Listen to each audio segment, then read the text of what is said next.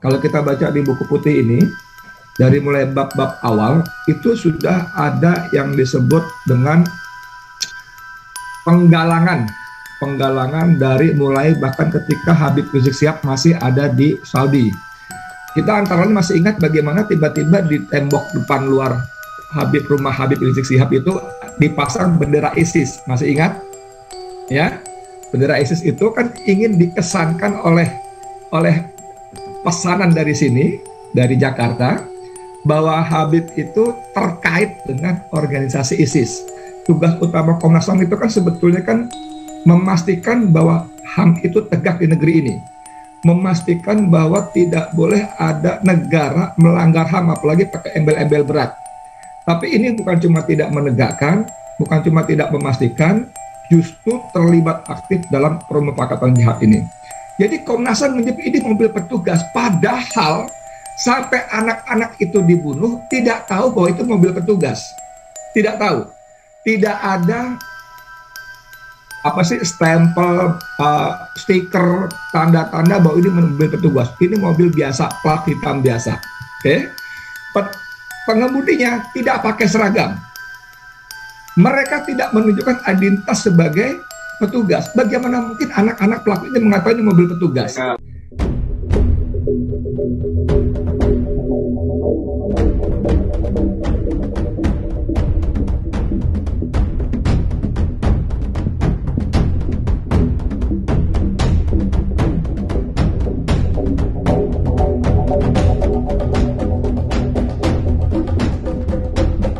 Kita ke Bang Edi Mulyadi. Assalamualaikum Bang Edi Mulyadi.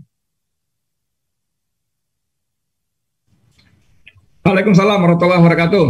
Gimana, suara kedengeran nggak? Masya Allah, luar biasa sekali ya Bang kita ini yang tampilannya selalu beda. Saya bersamai beliau bukan hanya online ya, tapi offline.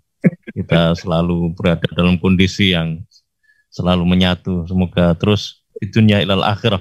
Bang Edi Mulyadi. Amin.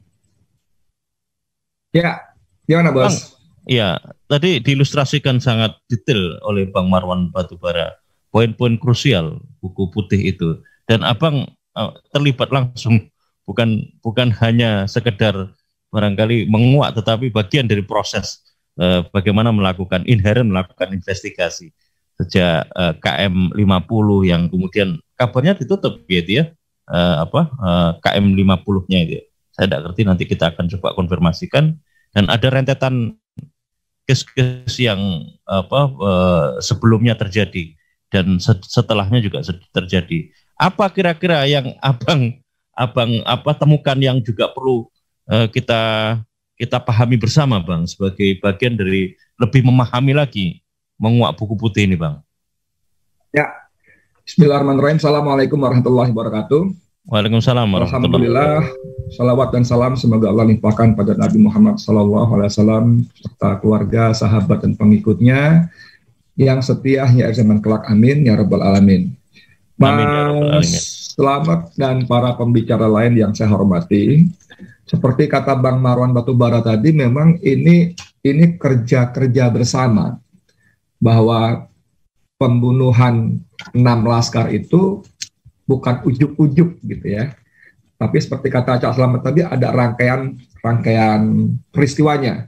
Kalau kita baca di buku putih ini, dari mulai bab-bab awal, itu sudah ada yang disebut dengan penggalangan dari mulai bahkan ketika Habib Rizik Syihab masih ada di Saudi.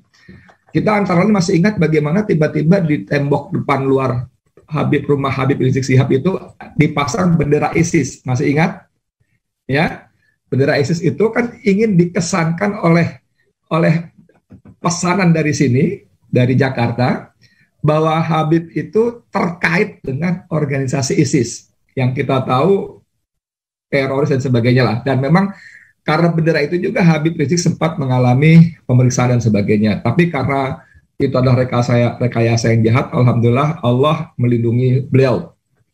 Kemudian dari mulai diceritakan kemarin di pengadilan juga ada semacam tanda kutip kesepakatan antara Habib Rizik Syihab dengan sejumlah petinggi negara yang disebut-sebut antara lain kepala BIN, ya kan, siapa namanya Budi Gunawan. Kemudian ada kesepakatan tertulis yang waktu itu ditandatangani oleh kepala operasionalnya BIN.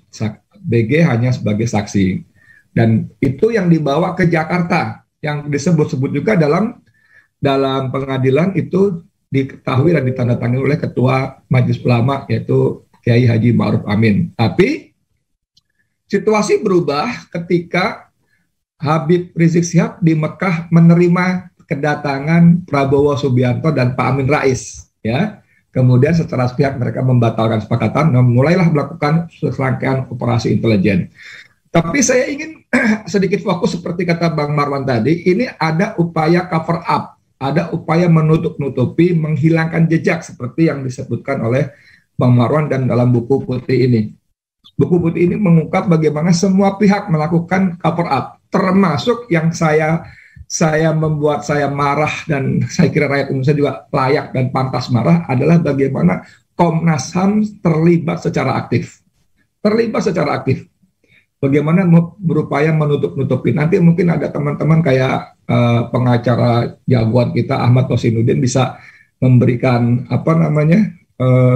pendapat hukum terhadap upaya-upaya jahat, saya sebut jahat dari Komnas HAM atas keterlibatan ini, apakah mereka bisa dipidana dan sebagainya seterusnya. Karena tugas utama Komnas HAM itu kan sebetulnya kan memastikan bahwa HAM itu tegak di negeri ini, memastikan bahwa tidak boleh ada negara melanggar HAM apalagi pakai embel-embel berat. Tapi ini bukan cuma tidak menegakkan, bukan cuma tidak memastikan, justru terlibat aktif dalam permufakatan jahat ini.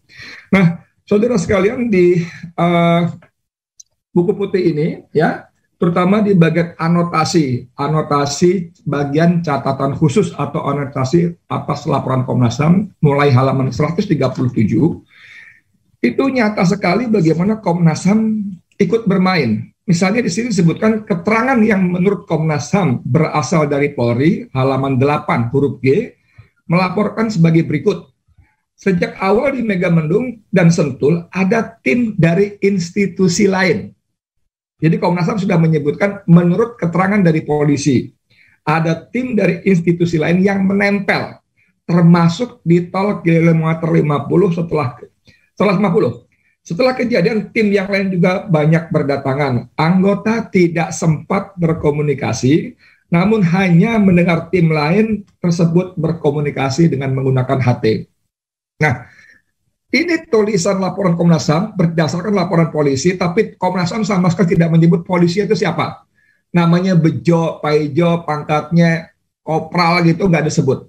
Harusnya sebagai sebuah laporan yang mereka sebut sebagai laporan penyelidikan, walaupun kami di TP3 akhirnya menyimpulkan itu cuma laporan pemantauan, harusnya itu disebut siapa polisi yang memberikan keterangan. Ya dong, kecuali kita sebagai wartawan, narasumber minta tolong jangan sebut nama saya, maka wartawan punya kewajiban menyembunyikan identitas sang narasumber yang dalam kode etik jurnalistik itu disebut namanya hak tolak. Hak tolak adalah wartawan berhak menolak menyebut nama sumber yang ingin dilindungi identitasnya. Tapi sebagai sebuah laporan, seharusnya Komnas HAM tidak begitu. Sebut siapa nama polisi yang memberikan keterangan kepada Komnas HAM. Disebut, tapi tidak disebut. Nah, membaca laporan ini menimbulkan pertanyaan siapa yang dimaksud dengan institusi lain. Siapa? Padahal sejak dari Megamendung, artinya ada institusi lain. Lalu dengan berdalih mereka tidak sempat berkomunikasi, masa nggak tahu sih bahwa itu institusi lain dari mana? Aneh. Itu salah satu upaya bagaimana Komnas HAM melindungi pelaku lain. Kan walaupun kita nggak tahu, oh dari mana, sebagai sesama aparat negara tahu, oh itu dari sana, oh dari institusi ini, yang disebut ini adalah misalnya dari BIN. Jadi bagaimana banyak sekali keterangan-keterangan yang sangat sumir. Kemudian misalnya gini, di halaman yang ke-8 juga, itu dilaporkan salah satu mobil pelaku menabrak mobil petugas di dekat pintu keluar Kerawang Timur. Kalimatnya coba, salah satu mobil pelaku itu maksudnya anak-anak laskar itu, menabrak mobil petugas di dekat pintu keluar gerbang Kerawang Timur. Jadi dalam narasinya, Komnas HAM menyebut mobil petugas. Salah satu mobil pelaku, mobil anak-anak itu menabrak mobil petugas. Oke. Jadi Komnas HAM menyebut ini mobil petugas, padahal sampai anak-anak itu dibunuh tidak tahu bahwa itu mobil petugas. Tidak tahu. Tidak ada stempel, stiker, tanda-tanda bahwa ini mobil petugas. Ini mobil biasa, plat hitam biasa. Oke. Pengemudinya tidak pakai seragam. Mereka tidak menunjukkan identitas sebagai petugas. Bagaimana mungkin anak-anak pelaku ini mengatakan ini mobil petugas? Dari cara menyusun itu saja, Komnas HAM sudah berpihak kepada kepolisian dengan menyebut ini mobil petugas. Yang pertama. Yang kedua, Komnas HAM menyebutkan bahwa dari alur cerita narasumber dari versi polisi tadi, penguntit yang disebut oleh Komnas HAM sebagai petugas itu sedang menguntit. Anda tahu menguntit? Menguntit itu kita di depan, orang di belakang, menguntit. Betul nggak? Mengikuti. Bahkan menguntit itu diam-diam. Kalau diketahui, maka tugas penguntitan selesai. Karena SK mereka, surat tugas mereka adalah surveillance, penguntitan. Jadi menguntit itu, kita mengikuti dari belakang, yang diikuti tidak tahu. Kalau yang diikuti tahu bahwa kita sedang mengikuti, maka tugas ini gagal dan harus balik. Oke, itu yang pertama, menguntit ya. Kedua, disebutkan dalam laporan itu bahwa mobil pelaku yang diuntit menabrak mobil petugas. Gimana caranya? Di depan tiba-tiba menabrak. Anda bisa bayangkan nggak? Coba peristiwanya. Ini mobil petugas, ya. Ini mobil yang diuntit. Ini mobil petugas penguntit. Ya. Tiba-tiba disebutkan mobil pelaku menabrak mobil petugas. Ini gimana? Ini gimana? Gimana ceritanya? Yang di depan tiba-tiba menabrak yang di belakang. Dan ini tidak masuk akal, tidak masuk logika. Bagaimana bisa menabrak gitu loh? Tidak jelas bagaimana posisi penabrakan tersebut. Apakah mobil pengawal HRS menabrak dari depan, dari belakang, ataukah dari samping? Padahal posisinya di depan. Gimana cara? Jadi dari laporan poin ini saja, nyata sekali bahwa Komnas HAM itu terlalu bermain ikut campur dalam proses aktif menutupi peristiwa ini, menutupi pelakunya dan otaknya. Yang kedua, yang sering saya kasih contoh dalam webinar-webinar ini, di kilometer 50 rest area itu, ya, itu disebutkan ada mobil Land Cruiser berwarna hitam. Bayangkan, Land Cruiser berwarna hitam yang menurut majalah Tempo berhenti di situ, lalu ada seorang pria klimis turun dari mobil memberikan perintah begini, dan mereka kemudian melakukan selebrasi seperti sebut misalnya tim voli yang berhasil memasukkan bola smash ke posisi lawan. Selebrasi. Dan orang klimis itu tidak pernah diungkap dalam laporan Komnas HAM siapa orang itu, namanya siapa, pangkatnya apa, jabatannya apa, tidak pernah diungkap. Mobil Land Cruiser hitam itu juga tidak diketahui siapa pengemudinya, siapa pemiliknya, bahkan nomor polisinya pun tidak diketahui. Bagaimana mungkin sebuah laporan yang disebut mereka menyebut penyelidikan tidak bisa mengungkap hal-hal yang sebasic itu, sedasar itu. Ini sebuah pengelabuhan yang luar biasa. Kemudian kita lihat ada cerita soal pembunuhan. Yang ini disebut oleh Komnas HAM sebagai pelanggaran karena anak-anak itu ada dalam kekuasaan polisi tapi dibunuh ya. Anda lihat dalam halaman 48, Komnas HAM melaporkan cerita pembunuhan terhadap LH 22 tahun, MR 20 tahun, AS 26 tahun, SKP 21 tahun oleh Ibda EZ dan Bribtu FR, 2 orang ya. Pada halaman 49 terdapat tabel 2 yang memberi ilustrasi posisi duduk mereka di dalam Avanza B1519 UTE. Sebagaimana dinarasikan kembali oleh Komnas HAM, EZ membunuh LH dan AS, kemudian FR membunuh SKP dan MR. Pembunuhan ini dilakukan katanya karena FR mencekik HR dan LH berusaha merebut senjatanya. Sekali lagi, semua kejadian yang diceritakan di sini bersumber hanya dari versi pembunuh. Jadi tidak ada saksi. Ini saya kasih lihat. Buku putih menggambarkan ini. Nah, ini. Posisinya lihat. Yang putih-putih itu adalah laskar.